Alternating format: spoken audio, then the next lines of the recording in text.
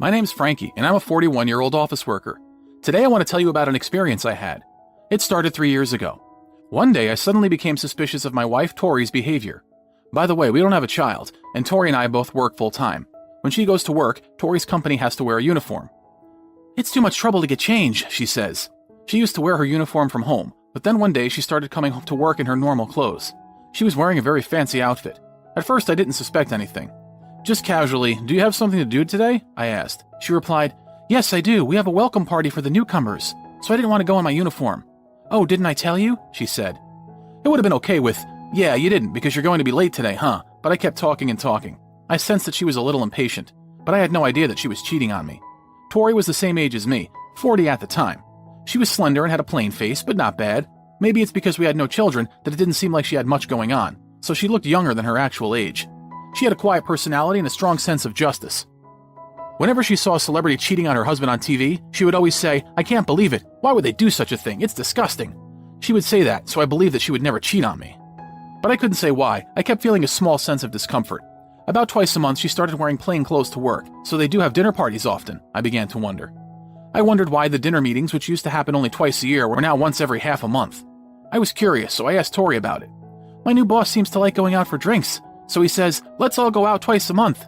I have no choice but to go because it's part of my job. Come on, give me a break, haha," she answered. "As for me, I see socializing as important, isn't it?" I said and nodded. "I'm sorry, I feel bad for you," she said apologetically. At that time, I still believed in Tori, so I said okay and ended the conversation. I thought it was inevitable for her to cooperate with her boss. I thought things would settle down soon. One day, however, a problem arose. Tori seemed to be wearing her casual clothes again that morning and was getting ready. Another drinking party today? Maybe I'll be drinking alone again today. Well, that's just how it is, I thought. But when Tori left our place, and when I happened to see the clothes she'd taken off on the bed, I saw a pair of underwear. It was a very flashy color, so I wondered if she had such flashy underwear. But when I looked more closely, I found a pair of transparent red underwear and garter stockings. I had noticed that her clothes were getting flashier, but with that fancy underwear. I finally began to think it was absolutely suspicious, no matter what. The moment I realized it, my heart started beating loudly, my face turned pale, and I was shocked that I almost collapsed. I didn't say anything that day. I just put those clothes back on the bed and went straight to work. Every time when I was walking to the station, riding the train, doing work, or eating my lunch, I couldn't stop thinking about it. For a while, I was alone every day, worrying and thinking about what to do. My thoughts just kept going round and round. It felt like I was going to fall deeper and deeper into depression. I decided it was not a good idea to continue like this, so I decided to find out who the other person was. When I just started to make a move, I soon found out who it was. While Tori was taking a bath, I found her phone in the living room and decided to take a look at it. It was locked and I couldn't open it, but I put in her birthday and was able to look inside easily. Then, having made up my mind, I opened WhatsApp. I quickly found a suspicious conversation. The name of the person on the other end was familiar. It was the newly arrived boss Tori was talking about. "Today my husband told me I'd been going to drinking parties a lot. But I got away this time, so it's okay. My husband is insensitive, so don't worry, he'll never find out." Or, "I bought your favorite underwear online. I'll bring it to you next time, so I hope you cherish it," were written. I couldn't stop my hands from shaking as I looked at the contents. But I hastily took a screenshot and sent it to my phone. I also forwarded the contacts of this man named Guy. I deleted the transfer history and put the phone back, and shortly after Tori came out of the bath. When Tori came out of the bath, she started watching TV. She didn't even know that I knew about the affair. As I'm looking at Tori watching TV and laughing and stuff, suddenly I didn't want to be in the same room with her. I stayed in my room alone. There were times when I felt sad thinking about how we had to sleep in separate bedrooms, because we were both had different days off from work, but I was grateful for that this time. I holed up in my room, looking at Guy's contact information that I had transferred to my phone, and thought to myself, what should I do now? Should I tell Tori or Guy? I don't have much evidence to go on, so they might be able to get away with it, even if I confronted them at this stage. After some thought, I decided to contact Guy's wife first. Tori had Guy's home number, so it would be easy to contact Guy's wife directly. Then the next day, during my lunch break, I called Guy's house. The person who picked up the phone was Guy's wife, as I expected. His wife was confused by a phone call from his subordinate's husband, but as I explained the situation step by step, I was able to get her to believe me. As I apologized for calling her out of the blue, "No, I'm glad you told me. Thank you," she said. I was a little relieved. Guy's wife asked to see the screenshots of the evidence. When I offered to send them to her via WhatsApp, she said she would like to see them in person if possible. I agreed. We met up a few days later at a train station in a city a few miles away. On the day of the meeting, I was waiting at a ticket gate of the station when a woman approached me. Frankie? Yes? Yes, I'm Guy's wife, Sky. You've been a great help to my husband." "No, it's thanks to him for looking after her," I said, although I greeted her in a way that sounded a little sarcastic. I was surprised at how beautiful and stylish Sky was. After the greetings were over, we went to the coffee shop in the station building and got right down to business. How are the messages? You're sure it's Guy, right? I showed her the screen of my phone, and Sky nodded. Yes, that's him. Then she looked at some images and frowned. They're meeting up on my birthday, huh? Unforgivable. And others. We had to attend a memorial service on that day, but he suddenly said he had to work, so I had to go alone. Ah, so disgusting. I love you 1,000,000 times more than my wife, Sky said, reading on for a while. Then handed the phone back to me and made a suggestion. This one's already confirmed. I'll also try to check Guy's phone. I don't know why. Why don't the two of us work together to get revenge? I said, huh? What do you mean? When I asked, Sky grinned. Let's leave it as it is for a while, gather more evidence like this, and then confront them with it all at once. And let's get alimony. Frankie, do you want to start over? Do you want a divorce? I'm definitely getting a divorce.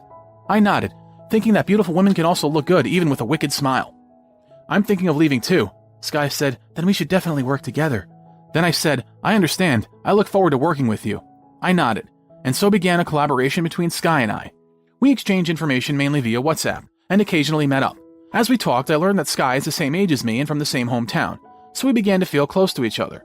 Then we exchanged information, such as the date my wife and Guy met, and their WhatsApp exchanges. At Sky's suggestion, I hired a detective and also got photos of them going in and out of a hotel. By that time, I had lost all affection for Tori, and I started to enjoy collecting evidence. Then one day, Sky contacted me. It's time to push those two into a corner. It looks like the two of them are meeting up tomorrow. I thought I had enough evidence, so I agreed and decided to go to the scene. Then, a little after 6 p.m. that day, Sky and I went to wait for Tori and Guy near their favorite bar. They showed up at around 7 p.m. Tori was looking happy, arm in arm with Guy. I didn't think anything of it when I saw them, and I realized that I was completely over it after all. Sky seemed to feel the same way. She was so angry that it looked like she'd definitely make them pay. A little after we entered the store, Sky and I headed inside. We were greeted by the clerk, and I told him we were meeting someone. I looked around the restaurant, found the two of them at a table, and moved forward with Sky. As if by chance, I called out to them. Good evening. Oh, hey, you had a drinking party at work today, didn't you? Tori and Guy. Tori and Guy noticed us and their smiles disappeared and they turned pale. Tori was panicking. What are you doing here? She asked. Oh, it's just a coincidence. I just saw you enter, I replied. What the hell are you even doing? Guy was upset. I also happened to see you enter here. Are you two alone at this drinking party? Sky looked happy. I greeted Guy, and Sky greeted my wife, in a deliberate manner. Guy, is that you? Thank you for always taking care of my wife at work. Tori, nice to meet you. You've always been great help to my husband. Tori and Guy greeted back with subtle expressions. It's just the two of us today, right, Tori? Yes, everyone else couldn't make it, so... While I was trying not to burst out laughing at their attitude. Oh, it's just the two of you. Then may we have a drink with you? She said. Guy, who was stumped, said, Oh, no, that's a little bit too much. Sky asked, Is there something wrong with us being here? Sky and Guy were silent for a moment and then both said together, No, nothing like that. I took advantage of the situation. Sky, let's sit down for now. What would you like to drink? And sat down next to Tori. We started off by saying, I think I'll have a beer, that sounds good. While we're ordering our drinks, Tori and Guy looked very awkward. Then the drinks arrived. Sky called out for a toast, and an awkward toast was made. She drank the beer with gusto, leaving Guy looking downcast, then asked as if an idea had just occurred to her. Oh, are you guys going to the party after this? Is it at the usual hotel? Then Guy spewed out the beer he had been drinking. Oh, are you okay? Sky said with a blank expression on her face. What do you mean by hotel? Guy coughed. How could you not know? You go there often. Tori, you know about the hotel, don't you? Tori suddenly looked remorseful and turned away. No, she said. Seeing Tori's small shoulders shaking, I opened my mouth too. Oh, that's right. I had something I wanted to show my wife, and it's a good thing Guy is here too. Let's all look at it together. And then I showed them a printout of the screenshot of the WhatsApp messages. It's a very naked selection of the content. This is a conversation between you two, huh? And here's an image of you two that was taken by Sky. I said that in rapid succession. I showed them the documents that Sky and I had worked on putting together. The image of them going in and out of the hotel seemed to be the final blow. So Guy sighed, covered his face with his hands, and nodded. Tori was silent for a moment, but she suddenly apologized to me and Sky. Sky laughed happily. With all this evidence, it's hard to say anything, isn't it? I'm getting a divorce. I'm going to make you pay alimony. So please be prepared for that.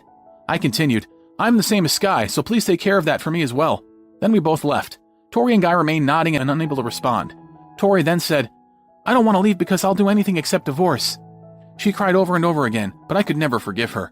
I requested for millions of dollars in alimony and was able to get divorced. Guy also had to pay Sky, so his parents-in-law had worked out the money, and they'll be paying it back in installments from now on. Sky explained the situation to her company, and she resigned because it became difficult for her to stay. She's now back at her hometown looking for a new job. She was also able to get a divorce successfully. She received alimony as well as the apartment she's living in, I heard. Of course, I got alimony too. Guy has not quit his job, but he has been moved to a faraway place. I heard that he had been demoted, and I think I'll have a hard time from now on. Actually, I received a phone call on the day Sky's divorce was finalized. She said, "I got divorced without a hitch. Thanks to you, I feel very refreshed. I was wondering if you'd like to go out for a drink with me." As a comrade in arms, but since we've become such good friends, I'd appreciate it if you keep in touch. But I politely declined.